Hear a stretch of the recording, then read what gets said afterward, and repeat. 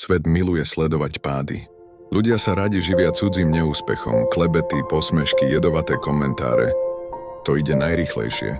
Niektorí sa dokonca potichu tešia, keď spadneš, pretože im to dáva pocit, že sú na tom lepšie.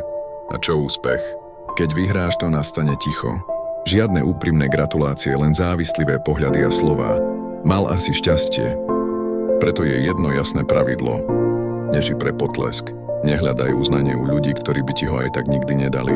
Nevysvetľuj sa tým, čo nechcú počuť pravdu. Neplitvaj energiou na tých, čo ťa nikdy nepodržali. Víťazstvá nepotrebujú svedkov. Nemusia byť na titulke ani na sociálnych sieťach. Stačí, že si ich vybojoval ty. Vlastným úsilím, vlastnou cestou. Žiť pre seba chce odvahu, vytrvalosť a disciplínu. Každý deň malý krok dopredu, aj keď ťa nikto nevidí a nik ti netlieska. A práve to je skutočný úspech. Nie potlesk dávu, ale pocit, keď sa pozrieš do zrkadla a povieš si: zvládol som to sám, poctivo.